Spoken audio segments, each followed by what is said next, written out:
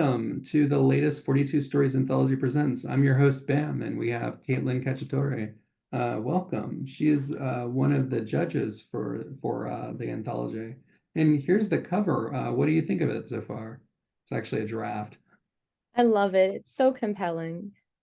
Oh, thanks. Well, it's great to have you here. We have kind of an intro slide for you as the judge for the outer space category. I think it was quite appropriate, the outer space. Because I've read up on you and I'll skip this slide for now, but I've read up on you and know that you're kind of a Star Trek fan. We can get to that later though. Oh, I I thought the am outer indeed. space thing was cool. What's that? I am indeed. Yeah, so it was really fitting that we got you for the outer space chapter. But I'm going to go ahead and read off your biography. So you won first place in the Bacopa Literary Review 2020 for the poem Sacrament, and it was longlisted for the International Embrace Prize in 2021, 2022, and 2023, and was nominated in 2024's Best of the Net Anthology and that was for the poem Still Life with Roses. And you recently were published in a podcast as well, right? Yes, it was through alphanumeric. Hmm, okay, that's great. So it's great to have you here. By the way, by here I just mean on Zoom. Where are you currently? I'm in Auburn by the Sea in New York City. Okay, that's great. Yeah, I actually work with some people in New York. It's with a COIL program because I'm also a professor for different universities.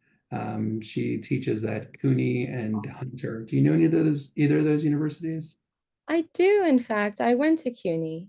I went Oh, to okay. the honors at Baruch for my undergraduate degree in artificial intelligence studies, and Oh, I went to the CUNY Graduate Center for my MA in digital humanities. oh, wow. I'll be teaching some of their Japanese learners. Well, not teaching, but working with.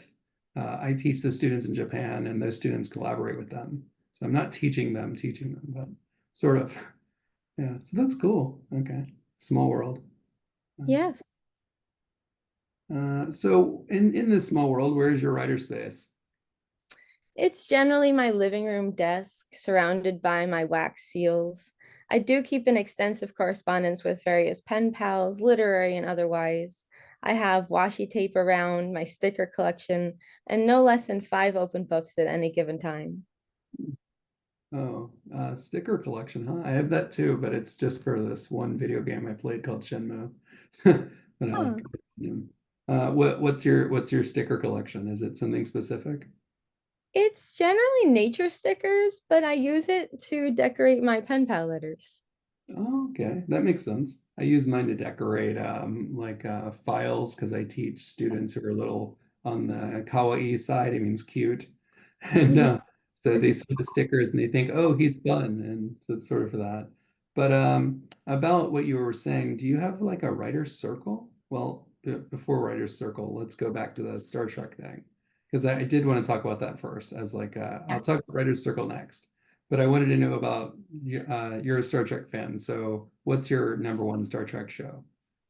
Deep Space Nine, without a doubt. Oh, Although wow. Voyager was my first Trek. Which one? Voyager.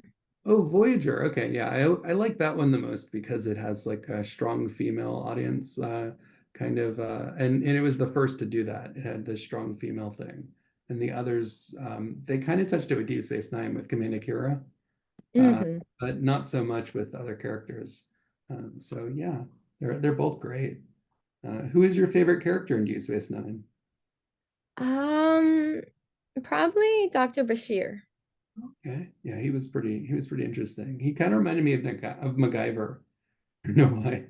I Is he love the I love the depth they gave his character and his character arc and development. Hmm, okay. All right, now I'm going to move along to that writer's circle question.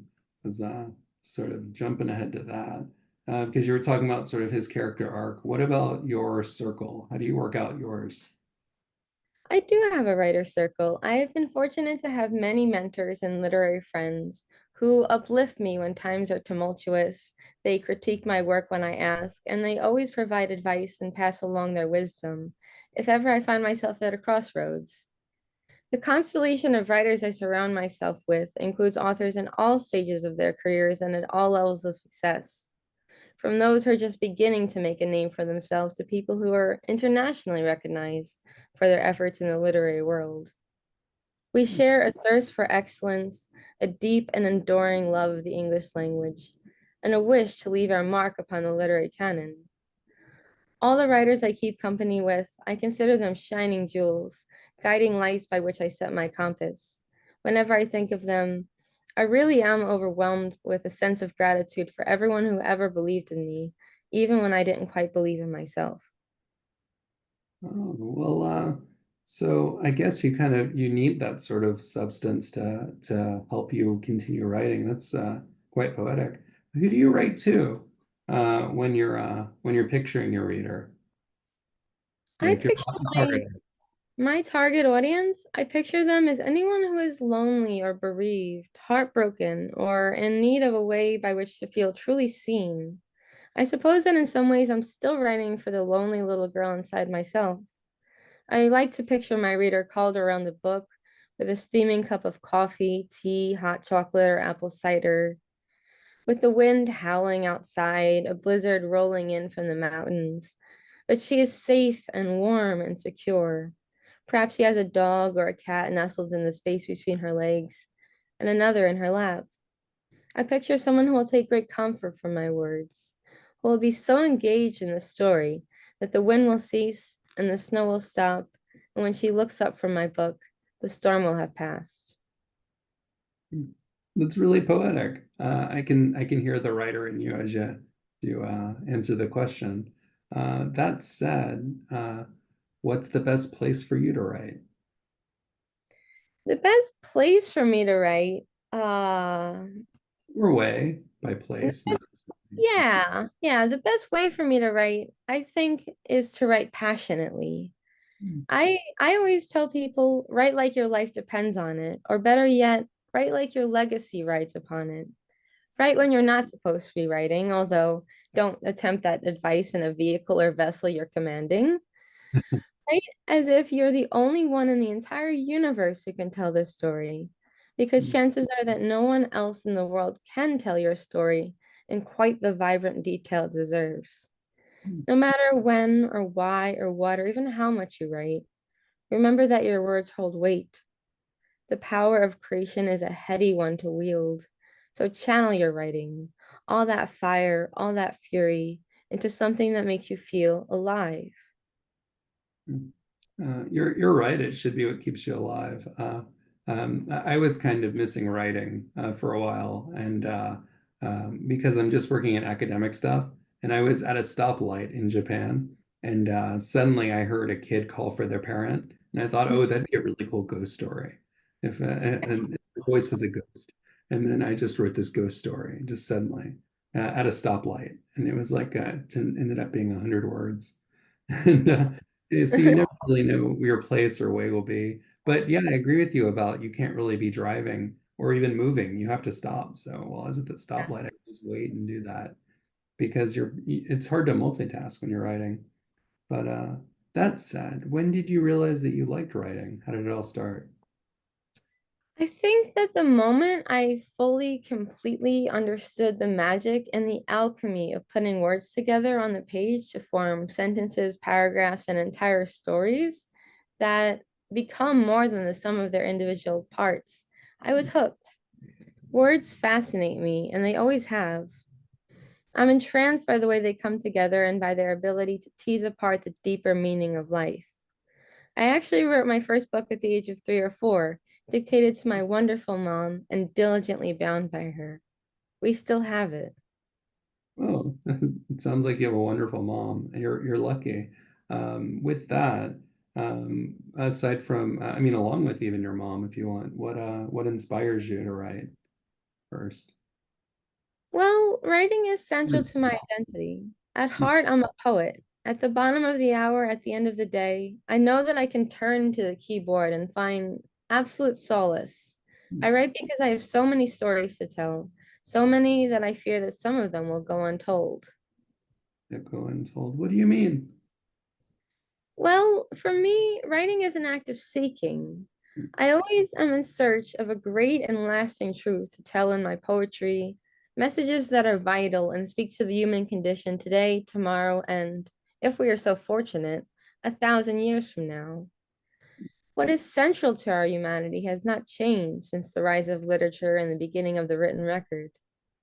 There are universal truths, I believe, about what it means to be human. I often take ancient themes and motifs off the shelf and dust them off for generations to come. I recognize how difficult it is to walk the line between being fresh, new, and innovative, and also to pay homage to the literary and cultural heritage of the world. My work draws heavily upon these themes of classical antiquity. Hmm. Oh, what else? I also take great pleasure in finding precise words, a pithy turn of phrase, a beautiful new metaphor, or an unexpected motif. I write to be surprised. I'm a discovery writer after all. Hmm. Yeah. Well, could you tell me more about that discovery, what you mean? Ultimately, I write as an act of rebellion. For all of my foremothers who grew up in a world where women's education and literacy were limited at best, my ancestors were mostly self educated. I come from a long line of brave, brilliant women. In Italian, they call us strega. I write for the same reason my great great grandmother ran a black market for medicine in fascist Italy, and for the same reason her husband wore a yarmulke in solidarity with the Jewish population during World War II. Oh, yeah, that took a lot of bravery too on their part. What else?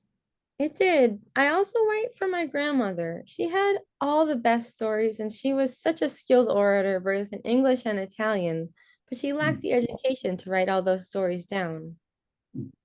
Oh, that's interesting. I also wrote about my grandmother's life story. Because my grandfather fought in World War II, and she worked in the Pentagon, and even though Jewish, she didn't know about the Holocaust until she met my grandfather. So I got to write her life story and all that. So that's cool. That's But tell me more about your writer goal anyway. let's see. I'm currently working on a climate fiction novel about the world's last library, set 250 years in a future very much informed by the book bannings of today. Oh, My goal is to be a successful novelist, to move people with my stories and make a living writing. hmm, really? Yeah, yeah. I tend to break my more short-term writing goals into weekly units. I do set ambitious goals, so I don't always meet those word or page count goals, but I've still beaten my annual word count total 3 years in a row. Hmm. Whoa, 3 years in a row. Interesting. What are you up to now, by the way?